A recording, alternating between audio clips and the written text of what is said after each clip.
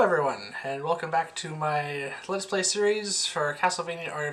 I am S.A.N, and we last left off, we basically made it through the vast majority of what was left of the game, and defeated Graham, faced off with Julius, learned the terrible truth that we are the reincarnation of Dracula, and fought our way through the chaotic realm, up until this point, which is the final boss door right there. The door that's crackling with green electricity. Alright, so before we go in there, I should just explain that this is going to be... the length of this video is going to be very variable. There's not much left. There's one boss fight and then there's the ending and credits. So it's going to be a shorter video, obviously. However, this might take a few tries. This is a difficult boss. And I have my preferred souls and equipment, and we have a fair number of healing items. This should be sufficient.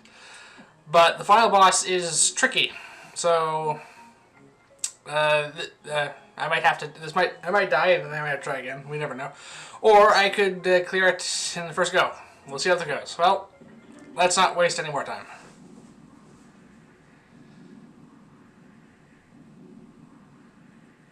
Yeah, well, this is quite the auspicious entrance to the...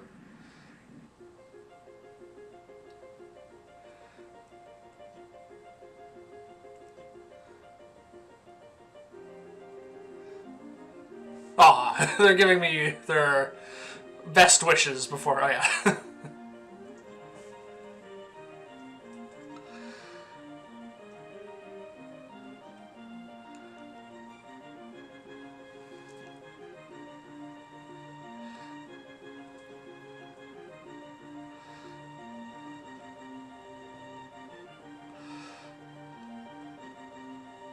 Ah, Yoko gets to recover.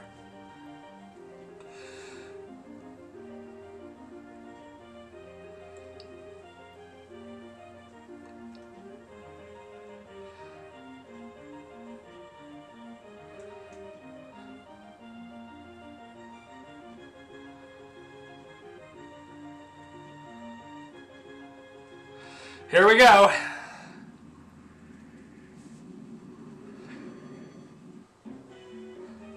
Meet Chaos. The incarnation of evil and destruction within the Castlevania series. Alright. Chaos has two phases. This is the first one.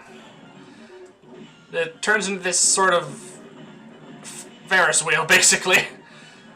And it steals all our souls, so we can't use any of them at the moment. Obviously, they correspond to the colors. Blue, Guardian, Red Bullet, and Yellow Enchantment. Each section of the statue does one of two things. The Bullet Soul statue sends these crystal-like projectiles at you. The blue one transforms into this demonic dragon that charges at you. And the yellow one sends out a magic circle that locks onto you and saps your MP.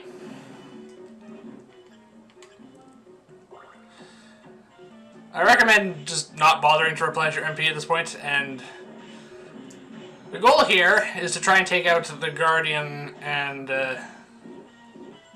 Bullet Soul statues as quickly as possible. You can bat away the crystals, by the way. There we go. Because this section of the statue up here cannot hurt me. There we go. That's a very easy phase 1. But this is not the problem. But phase 2 is the problem. Yep, it takes the form of an eclipse. And the rest of the room.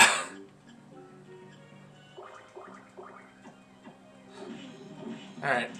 The core in the center is it, but these eyes give it extra defense, so I'm going to try and take those out.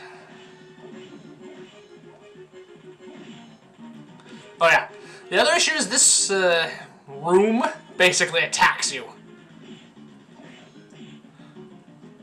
And I need to avoid these little homing orbs, otherwise they basically latch onto you and do a massive amount of damage. I'm having difficulty trying to remember what can and cannot damage me in this room, which is it's basically everything.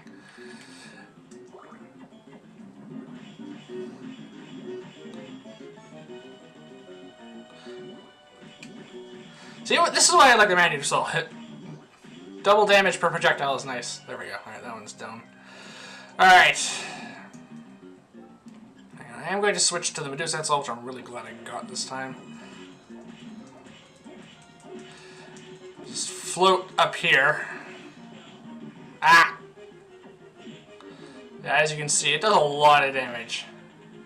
Yeah. It would take you see how little damage that just did? 40? I assure you it takes even less damage if you don't take out the other two eyes.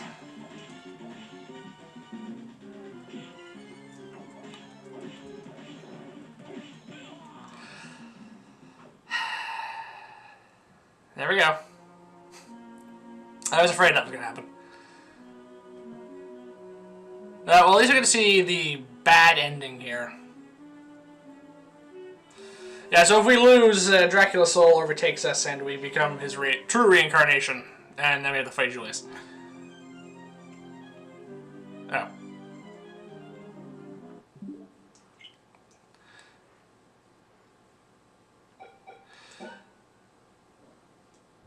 Yeah. Alright. Well, I knew that was a possibility. Alright, skip the dialogue and let's go right back to the boss fight. Round 2!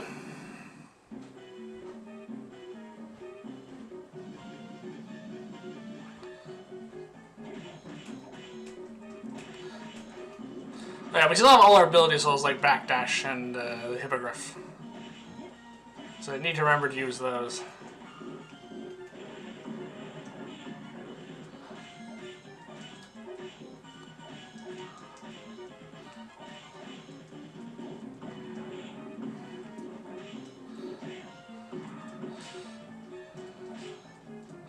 I guess I'm not really sure which strategy makes more sense to take out the Bullet Soul statue or the Guardian Soul statue. The Bullet Soul statue shoots at you much more regularly, but the Guardian's the one that does the most damage.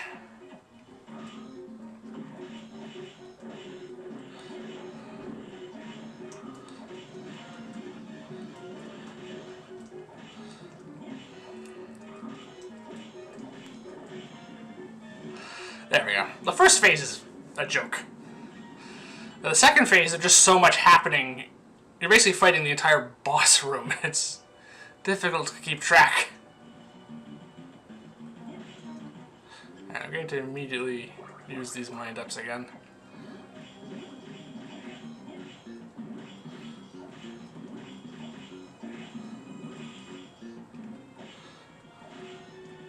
There we go, 19. That's how much damage it does when all 4 eyes are alive.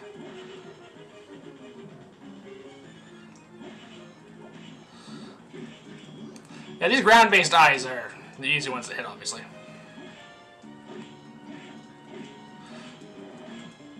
Oh yeah, the little homing orbs that they send out to the 4 corners of the room, they have hit points. I don't think that dragon does, unfortunately. Alright.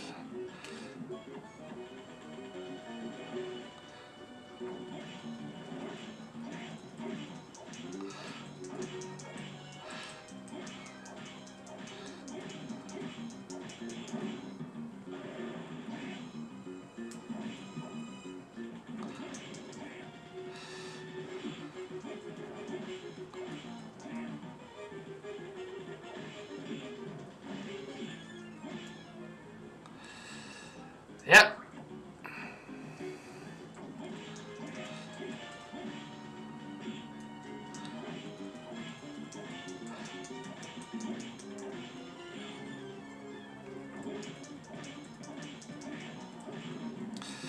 There we go. Okay.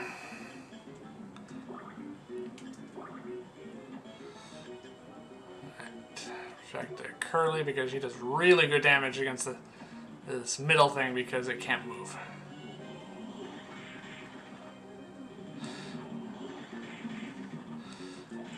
Alright. Still only taking 68 damage from the Claim Solace.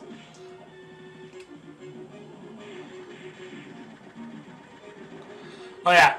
The other reason I really like the Curly Soul,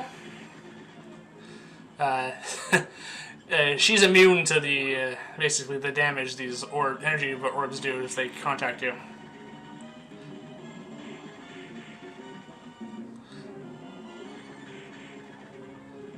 Alright. Doing just under 250 damage on his pass. There we go. Only took 2 tries. That's not too bad. Couldn't get down to 1. That's unfortunate. I got close, but there's so much to keep track of in that fight. Alright, let's watch the ending. And there goes Dracula's castle. Gone forever now, because we've separated Dracula's soul from his castle by overcoming chaos.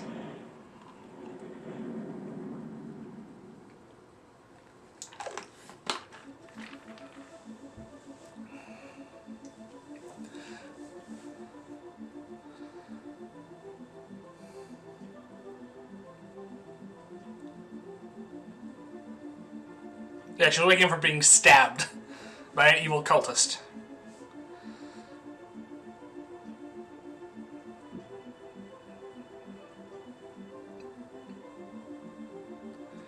There's a sequel to this game.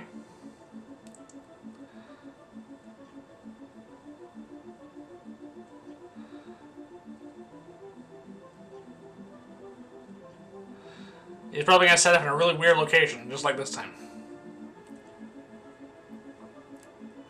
Well, yeah, its task is done. Dracula is no more.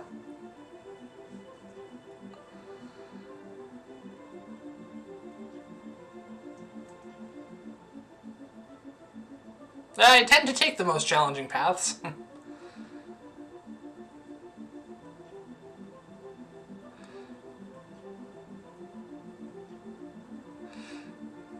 Okay, just going off of this, line, if you haven't figured out who Arcado is at this point, you either are new to the Castlevania series, or just not picking up on the really not subtle hints they're dropping.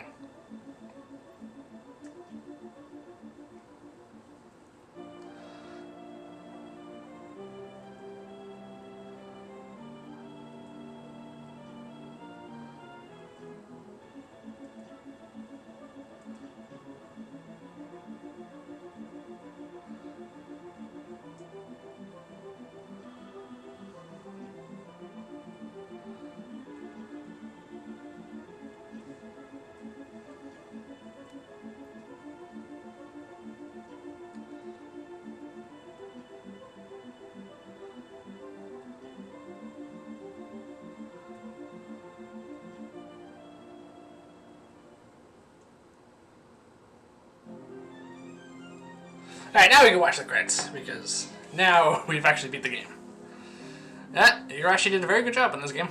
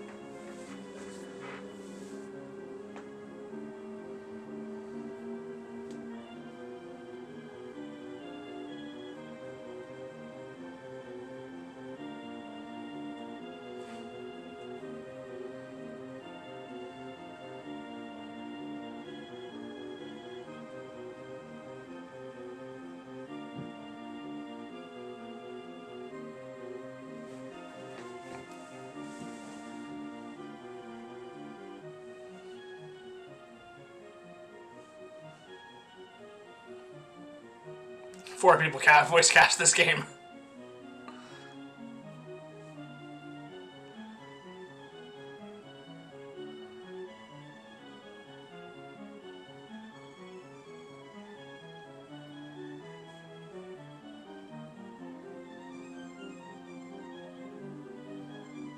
Yeah, I like how they thank us for playing the game.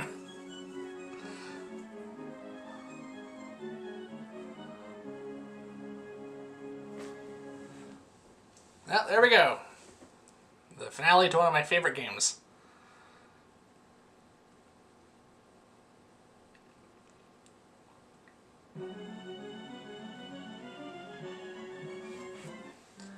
Well, and that will be that. That brings the end of Castlevania Aria of Sorrow. I do also have Dawn of Sorrow. I probably will be playing it sometime in the future. Maybe not for a while, though. We'll see, depending on how everyone likes this video or not, or whether or not they will want me to play the sequel. Because I really like the sequel. It improved on a lot of the ideas in this game. I think the story in this one's a bit stronger, though. Right. Well then. That will be that for my Let's Play series for Castlevania Aria of Sorrow. Thank you for watching, everyone.